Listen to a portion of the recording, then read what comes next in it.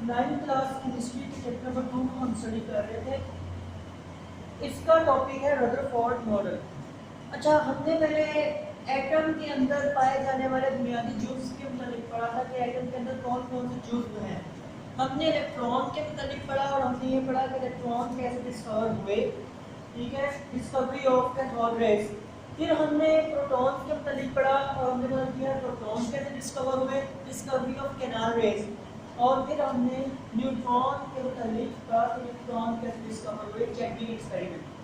अब मैंने आपको पहले भी बताया था कि आपके लेवल पर सिर्फ और सिर्फ तीन बेसिक कंपोनेंट्स के मुताबिक बताया गया। न्यूक्लियस, एटम के न्यूक्लियस के अंदर मज़ीद कई कंपोनेंट्स होते हैं और टिल नाउ अब तक 100 पार्टिकल्स दरियाफ्त हो चुके हैं एटम के अंदर और मज़ीद हो भी रहे हैं, लेकिन आपके लेवल पर सिर्फ इन तीन को डिस्कस किया जा रहा है। तो हमने इनकी डिस्कवरी के मुताबिक पढ़ा था और इनकी प्रॉपर्टीज़ के मुताबिक पढ़ा था। अब एक एटम जो है, जैसे कि ये एटम है, ये फर्स्ट किया एक एटम है, इस एटम के अंदर ये तीन इकाइयाँ जो एटम की हैं, कौन सी तीन इकाइयाँ, इलेक्ट्रॉन, प्रोटॉन और न्यूट्रॉन, ये किस तरह रहते हैं, इनका भाईचारा कैसा है, ये कैसे आपस के ताल्लुकात रखते हैं, इनका रहन सहन किस तरह का है, इसके मुताबिक पढ़ने के लिए क्या है, इसको स्टडी करने के लिए डिफरेंट मॉडल्स दिए गए। तो सबसे पहला मॉडल जो एटम का दिया गया था इन चीज़ों को डिस्क्राइब करने के लिए, वो किसने दिया था, वो रदरफोर्ड ने दिया था। इसने क्या किया था, इसने गोल्ड फॉइल एक्सपेरिमेंट किया था। कौन सा, गोल्ड फॉइल एक्सपेरिमेंट। इसने क्या किया था, 0.0004 सेंटीमीटर की गोल्ड की फॉइल थी, बहुत बारीक, जैसे आपका चांदी का वर्क होता है, इस तरह सोने का भी वर्क होता है। तो इसने वो सोने का वर्क लिया और उस सोने के वर्क को एक जगह पे लगा दिया और उसके आगे और पीछे, सोने के वर्क के आगे और पीछे क्या की, फोटोग्राफिक प्लेट्स लगा दी। फोटोग्राफिक प्लेट्स लगाने के बाद इसने रेडियो एक्टिव एलिमेंट लिया, प्लूटोनियम या रेडियम, इन दोनों में से ये इसने रेडियो एक्टिव एलिमेंट लिया था। रेडियो एक्टिव एलिमेंट क्या होते हैं, ऐसे एलिमेंट जो radioactive rays, radioactive शुआएं फेंकते हैं, ठीक है, जिनमें अल्फा रेज है, बीटा रेज है, गामा रेज है। तो इसने क्या किया, रेडियो एक्टिव एलिमेंट लिया और उनसे क्या थ्रो करवाए, अल्फा पार्टिकल किसपे, गोल्ड फॉइल पर। उसने अल्फा पार्टिकल गोल्ड फॉइल पर करवाए। तो अल्फा पार्टिकल क्या है, ऐसे पार्टिकल्स हैं जो फोटोग्राफिक प्लेट पे लगते हैं, ऐसे फोटोग्राफिक प्लेट जो जिंक सल्फाइड से कॉर्टिकोस वो उधर फ्लोरेसेंस शो करते हैं। तो इसने क्या किया, अल्फा पार्टिकल बम्बार्ड करवाए। अब इसने अल्फा पार्टिकल बम्बार्ड करवाए तो इसने जो है कुछ ऑब्जर्वेशंस किए। इसने इन ऑब्जर्वेशंस को करने के बाद इस बात को क्लियर कर दिया कि जो पहले प्लम ने पढ़ी मॉडल हमने पढ़ा था, वो जो सबसे पुराना मॉडल था एटम का, कि एटम जो है वो पॉजिटिव आयंस बिखरे होते हैं, पॉजिटिव प्रोटॉन बिखरे होते हैं और उनके गिर्द इलेक्ट्रॉन फंसे हुए होते हैं। तो उसने उस मॉडल को गलत करार दिया, इसने रदरफोर्ड की मॉडल में। अब हुआ क्या था रदरफोर्ड की मॉडल में, उसने जब ये अल्फा पार्टिकल बम्बार्ड करवाए तो उसने कुछ बातें नोट की। वो अल्फा पार्टिकल इधर बम्बार्ड करवा रहा था, तो अल्फा पार्टिकल इधर से इधर मूव कर रहे हैं। तो उसने देखा कि उसने जो अल्फा पार्टिकल बम्बार्ड करवाया, अल्फा पार्टिकल बमबारी करवाई है, तो उनमें सारे के सारे पार्टिकल बगैर डिफ्लेक्ट हुए। डिफ्लेक्ट का मतलब क्या, रास्ता बदलना, कि थोड़ा बहुत आगे पीछे हो ना, तो बगैर डिफ्लेक्ट किए बिल्कुल सीधे जाकर इस फोटोग्राफिक प्लेट पर टकरा गए, इस फोटोग्राफिक प्लेट पर टकरा गए। उसने साथ में ये भी नोट किया कुछ पार्टिकल थे जो सीधे नहीं टकराए बल्कि थोड़ा सा स्मॉल से एंगल पे क्या हुआ, डिफ्लेक्ट हो गए। ये सीधा रास्ता जा रहा लेकिन सीधे जाते जाते अचानक ये यू डिफ्लेक्ट हो गया, ये अचानक यू डिफ्लेक्ट हो गया। और तीसरा उसने क्या किया कि बहुत कम 20,000 में से कोई एक आधा, 30,000 में से कोई एक आधा क्या हुआ, वापिस पीछे वाली प्लेट से लगा। बाकी सारे आगे वाली जो सामने थे, लेकिन 20,000 में से कोई एक आधा वापिस बैक वाली स्क्रीन पे आके लगा। उसने ये तीन चीजें देखी। अब इन तीन चीजों को ऑब्जर्व करने के बाद उसने क्या किया, उसने ये बात जो है ये रिजल्ट्स दिए थे। रिजल्ट्स क्या थे उसके, इन चीजों को देखने के बाद उसने कहा क्योंकि अल्फा पार्टिकल होते हैं पॉजिटिव, तो क्योंकि ज्यादातर पार्टिकल बगैर डिफ्लेक्ट किए सामने वाले प्लेट पे लगे थे, उसने कहा था कि एटम के अंदर ज्यादातर हिस्सा क्या है, खाली है। क्यों? अगर वो पॉजिटिव चार्ज होता तो पॉजिटिव चार्ज रिपेल करके बैक कर देता या उसका एंगल चेंज कर देता। अगर नेगेटिव चार्ज ज्यादा होता तो नेगेटिव चार्ज ज्यादा को डिफ्लेक्ट करवाता, लेकिन क्या हुआ, ना तो ज्यादा डिफ्लेक्ट हुई अल्फा पार्टिकल और ना ही अल्फा पार्टिकल का बाउंस बैक पे यानी पीछे जाके लगे।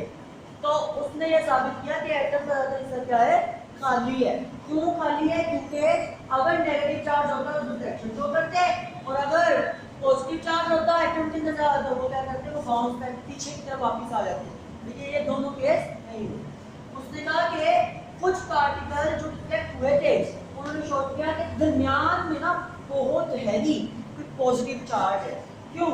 देखिए अगर कोई अल्फा पार्टिकल पॉजिटिव चार्ज इधर से गुजर रहा है और वो एकदम पॉजिटिव के सामने आ गया, आपने भी मैग्नेटिस के नॉर्थ पोल को ऑफिस में रख के देखा है और आप देखोगे जैसे आप नॉर्थ पोल के करीब लेके जाओगे तो ये एकदम रिपेल कर जाता है। पॉजिटिव एक जैसी रिएक्शन मैग्नेटिक रिपेल करती है, इस तरह आइंस की भी एक जैसी रिएक्शंस रिपेल करती है। तो जैसे ही जो थोड़े बहुत पार्टिकल्स रिफ्लेक्ट हुए, इसने शो किया कि ये क्या है, ये हैवीली चार्ज पार्टिकल है दरमियान में, ठीक है। और कुछ पार्टिकल जो बाउंस बैक हुए, तो उसने के बाउंस बैक होने की क्या वजह है, पॉजिटिव चार्ज है दरमियान में वो बहुत ज्यादा हैवी है, बहुत ज्यादा हैवी है और बहुत डेंस और हार्ड है। डेंस यानी कि उसके अंदर बहुत ज्यादा वजन है और वो हार्ड है। अगर वो नरम होता अपने में जज़ब कर लेता, नरम होता तो जज़ब होकर वो आहिस्ता से वापस आ, लेकिन वो जैसे टकराए फौरन वापस आ गए। आप इसकी एग्जांपल यूं ले ले कि अगर मैं इस मार्कर को इस साइड पे करूंगा कि बहुत जल्दी से बाउंस बैक किया बहुत सख्ती के साथ, लेकिन अगर मैं इसको इस पे बाउंस बैक करवाऊंगा तो इसका वापस आना बहुत ज़्यादा स्लो होगा। तो ये शो कर रहा है कि दरमियान वाला जो है वो बहुत ज़्यादा सख्त है, हार्ड है, जो पॉजिटिव चार्ज। अच्छा, सिर्फ चंद पार्टिकल बाउंस बैक हुए, उसने कहा कि जो न्यूक्लियस है जो पॉजिटिव चार्ज रखता है वो बहुत ज़्यादा छोटा है, वो मतलब बड़ा नहीं है, पूरा छोटा है साइज में, इसलिए सिर्फ चंद पार्टिकल बाउंस बैक हुए। उसने ये भी कहा कि इलेक्ट्रॉन जो है वो रिवॉल्व करते हैं न्यूक्लियस के गिर्द। क्यों? अगर ये रिवॉल्व कर रहा होता तो बाउंस बैक ज़्यादा होते। क्यों? पहले उसने तो यहाँ से बाउंस बैक करवा था, फिर यहाँ से बाउंस, क्योंकि वो मुसलसल रहते हैं तो मुसलसल बाउंस बैक करवाता रहता, क्योंकि वो हरकत में, लेकिन न्यूक्लियस हरकत में नहीं, लेकिन इलेक्ट्रॉन हरकत में, इसलिए वो बाउंस बैक नहीं हुए। अगली बात उसने कहा एटम एज अ होल क्या होता है, न्यूट्रल होता है। ये ऑब्जर्वेशन इसकी थी। क्यों? अगर नेगेटिव होता तो पॉजिटिव अल्फा पार्टिकल को जज़ब ना कर लेता, और अगर पॉजिटिव होता तो सारे के सारे अल्फा पार्टिकल बाउंस बैक ना हो जाते, लेकिन ऐसा कुछ भी नहीं होना, वो सारे के सारे जज़ब हुए ना, वो सारे के सारे बाउंस बैक हुए। इसने साबित किया कि एटम जो है वो होल न्यूट्रल होता है। तो उसने कहा एक्सेप्ट इलेक्ट्रॉन और particle lies inside the nucleus, वो कह रहे हैं इलेक्ट्रॉन के अलावा सारे के सारे पार्टिकल जो है न्यूक्लियस के अंदर ही एग्जिस्ट करते हैं, बाहर एग्जिस्ट नहीं करते। अब डिफेक्ट्स क्या थे? उसने कहा था कि इलेक्ट्रॉन जो है वो मुसलसल हरकत में है न्यूक्लियस से भिड़, तो डिफेक्ट ये शो हो रहा है कि जो रिलेटिव एटॉमिक थ्योरी है उसके मुताबिक जब भी वो चीज़ हरकत में होगी तो वो एनर्जी एमिट करती है, और जब भी वो चीज़ मुसलसल एनर्जी एमिट करे तो वो एनर्जी एमिट करती एक ऐसा वक्त आता है उसकी एनर्जी बिल्कुल खत्म हो जाती है, वो खत्म हो जाती है। ठीक है, जैसे अगर मैं आपके घर में यूनिट सेल्स की बैटरीज की बात करूँ तो वो क्या, वो एनर्जी एमिट कर, वो एनर्जी दे रही है, लेकिन एक वक्त ऐसा आता है वो एनर्जी देते इतनी वीक हो जाती है तो उसकी एनर्जी नहीं देती, वो खत्म हो जाती है, खराब हो जाती है। सिमिलर वो कह रहा है जो इलेक्ट्रॉन है अगर मुसलसल मूव कर रहे हैं तो उन्हें एनर्जी एमिट करनी चाहिए, और एनर्जी एमिट करते करते क्या होना चाहिए, ये न्यूक्लियस है तो ये वो इलेक्ट्रॉन रिवॉल्व कर रहा है, तो रिवॉल्व करते एनर्जी एमिट करेगा तो अपने लोअर एनर्जी ऑर्बिट में आएगा, और जब मुसलसल लोअर एनर्जी ऑर्बिट में आता जाएगा तो इसे एटलीस्ट न्यूक्लियस के अंदर लेके खत्म हो जाना चाहिए, लेकिन ऐसा भी नहीं होता। दूसरा उसने कहा था इलेक्ट्रॉन मुसलसल एनर्जी एमिट कर रहे होते हैं, तो अगर वो मुसलसल एनर्जी एमिट करते हैं तो उन्हें जो है वो कॉन्टिन्यूअस स्पेक्ट्रम शो करना चाहिए। कॉन्टिन्यूअस स्पेक्ट्रम क्या है? आप जब आगे फर्दर केमिस्ट्री को पढ़ेंगे बीएससी क्लासेस में तो वहाँ पे आप स्पेक्ट्रोग्राफी के इंटरजेक्टिव पढ़ेंगे, तो कॉन्टिन्यूस जो है वो बैंड्स मिलते हैं, ठीक है। अगर एक जो है वो रेड है, अगला black, red black, red black, तो ये कॉन्टिन्यूस सीक्वेंस होता है, ठीक है, मुसलसल मिल रहा होता है। लेकिन लाइन स्पेक्ट्रम क्या वो कॉन्टिन्यूस स्पेक्ट्रम नहीं देता, बल्कि वो लाइन स्पेक्ट्रम देता है, बिल्कुल एक सीधी लाइन दे देगा, कोई भी कॉन्टिन्यूस बार रंग तब्दील नहीं हो रहा होगा, स्पेक्ट्रम एक लाइन शो कर देगा। तो वगैरह अगर वो इमेजिनेट करता है कॉन्टिन्यूस, तो कॉन्टिन्यूस स्पेक्ट्रम देना चाहिए, लेकिन वो ऐसा नहीं करता, वो लाइन स्पेक्ट्रम करता है। ये दो बातें जो रदरफोर्ड ने कही थी, साइंसदानों ने ये ऐब लगाए, ये खामियां निकाली, और इसकी वजह से रदरफोर्ड का मॉडल जो है वो रिजेक्ट करना पड़ा।